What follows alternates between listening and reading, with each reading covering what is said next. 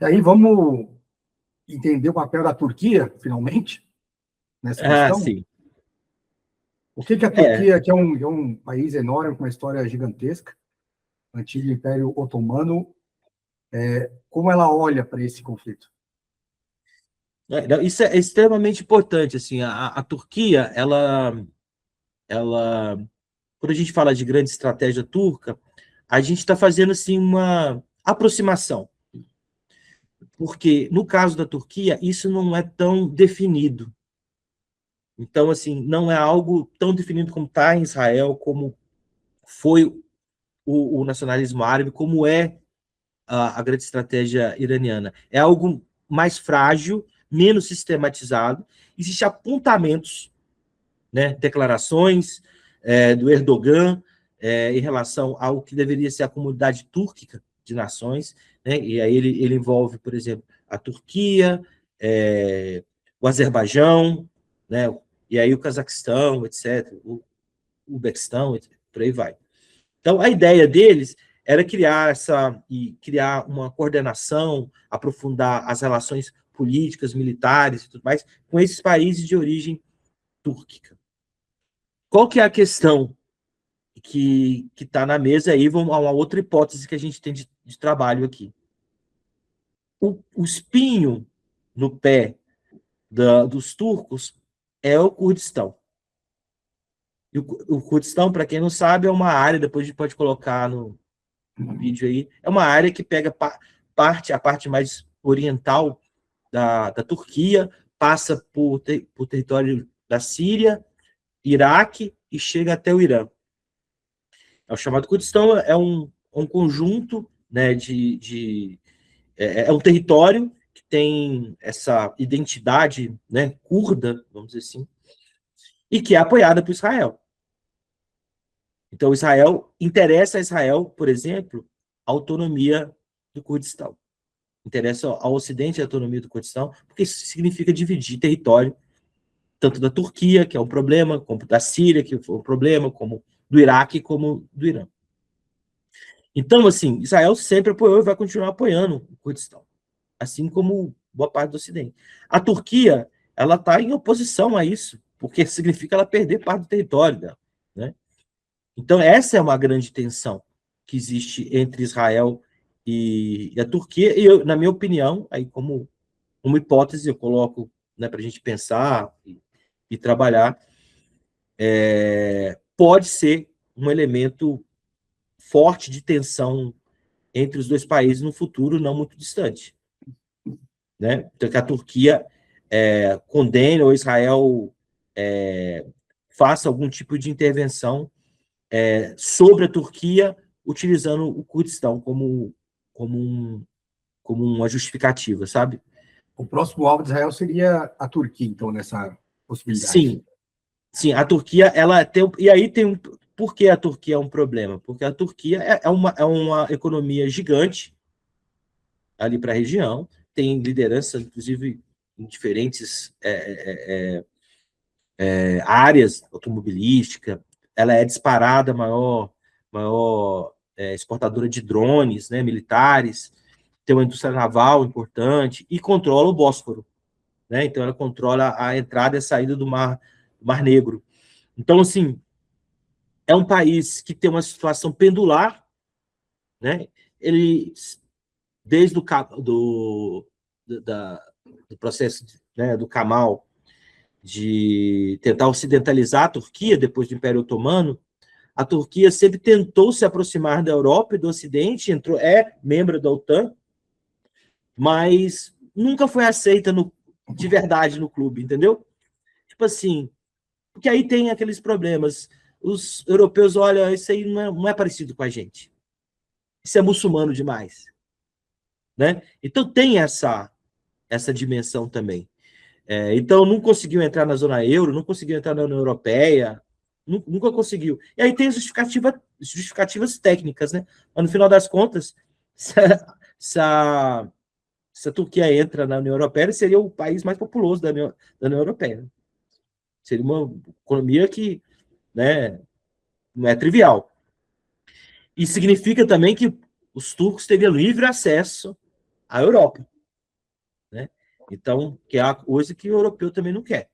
Então, assim, essa situação pendular leva ao Erdogan também começar a tentar olhar para o Oriente, né? Tentar dialogar com a Rússia, dialogar com os países túrquicos, enfim, sem algo mais organizado, evidentemente, sem uma estrutura de pensamento com uma arquitetura, como é no caso do Irã, como foi no caso dos árabes, mas eu diria que sim, tem ali elementos que a gente pode, pelo menos, explorar como hipótese de trabalho, que tem um pensamento que pode, né, um pensamento turco que pode ter algum nível de impacto. Mas, independente deles terem uma estratégia organizada, o fato é que, para os objetivos de Israel serem alcançados, da grande Israel ser alcançado, né, tem que passar pelos interesses da Turquia. E isso vai ser elemento de tensão no futuro, com certeza. E aí eu não estou aqui fazendo só uma especulação. Não é previsão, né? Mas tem também elementos. Tem, inclusive, analistas, me fugiu o nome agora, analistas israelenses, que falam isso. Olha, está na trilha. É por aí. A Turquia é uma rival de Israel. Né? É uma rival de Israel. Então, e a coisa ficou um pouco mais tensa, principalmente porque teve o apoio da Turquia aos palestinos, né? Tentativa de ajuda humanitária e tudo mais, que Israel subiu o tom. Né? Para a gente aqui, da América Latina, o que significa essa mudança toda no Oriente Médio? Porque sempre parece uma disputa, uma guerra muito distante, né? Mas com essa mudança da política de segurança dos Estados Unidos para se concentrar aqui nas Américas, o que esse conflito todo influencia para a gente aqui na América Latina, e principalmente o Brasil, que é o maior ator político da América Latina? Eu acho que o impacto é gigantesco, assim, né? O recuo dos Estados Unidos, essa perda relativa de poder geopolítico, de projeção de poder no mundo inteiro, e aí passa, como a gente conversou sobre o Oriente Médio, mas também passa na nova estratégia de segurança, também cita a África, um recuo da África, né? Então, resta aos Estados Unidos para se organizar, para manter, vamos dizer assim, a sua hegemonia mundial, mesmo condicionada, ter uma área segura, uma retaguarda segura. Um lugar onde seja mais favorável à sua projeção de poder. E aí, a América Latina como um todo é esse território.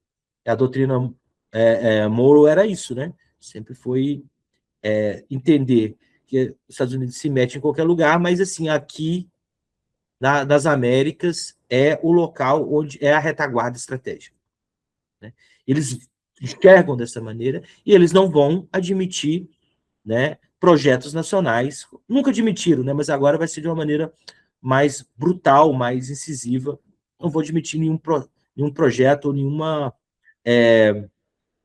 experiência nacional que conteste a supremacia. Isso se conecta com muitas coisas aqui no continente. Vamos citar. Se conecta com o ataque à Venezuela. Então, nós estamos falando que eles estão perdendo espaço no Oriente Médio, significa também perder espaço de extração de petróleo. Né? Significa que, então, controlar a Venezuela foi fundamental. E o ataque, o sequestro do presidente Maduro e sua primeira-dama foi isso. E hoje eles fecharam um acordo, né? E o governo hoje venezuelano está condicionado, né? Está sob pressão direta dos Estados Unidos. A outra coisa mais uma vez, mais uma rodada de intensificação do bloqueio a Cuba, né? Que tem que ser dito também, é um outro genocídio. é um outro genocídio que está acontecendo aqui, né? No nosso continente contra o povo cubano. Então, a justificativa é puramente ideológica, de marcar a posição e de falar assim, olha, aqui nós que mandamos. Ali é simbólico, né? É muito simbólico. E tem, claro, tem outros problemas, assim, na Nicarágua também, né, com o governo Daniel Ortega, é um outro problema ali, principalmente porque a Nicarágua fez acordos com a China, tinha um projeto, eu não sei como anda, é algo que a gente pode pesquisar, mas um projeto de criar um outro canal, né, transoceânico, né, alternativo ao canal do Panamá. Falando do Panamá, fizeram uma pressão absurda no Panamá, que revogou, inclusive, empreendimentos chineses, né, no Panamá. Foi uma coisa mesmo de dedaço do Trump sobre o governo panamenho, que entrou em estado de exceção, viu? O Panamá tem estado de exceção, prendendo militância. Não se fala muito, mas lideranças sindicais, aquelas lideranças dos sindicatos dos portuários ali, da região do Canal, totalmente sobre pressão policial mesmo, né? O Panamá concentra muito, né, as lideranças sindicais internacionais, né? É um hub, né? É um hub aéreo, um hub, tem o canal, enfim, ali é um lugar muito estratégico. A gente estava falando, por exemplo, de Suez, do Bósforo, de Hormuz. A coisa mais próxima que nós temos aqui nas Américas é o Canal do Panamá, né? Que faz essa relação transoceânica. Então, papel importantíssimo, né? Ter um Panamá nisso e que está sob controle norte-americano absurdo, né?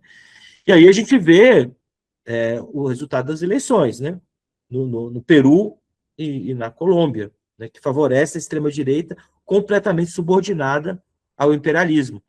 Então, essa extrema-direita que está surgindo, né, com o governo do El Salvador, com Milei na Argentina, Katz no Chile, agora no Peru, na Colômbia, isso já sinais da intervenção e de um outro momento do domínio estadunidense na nossa região, na América Latina. É muito importante a gente acompanhar isso.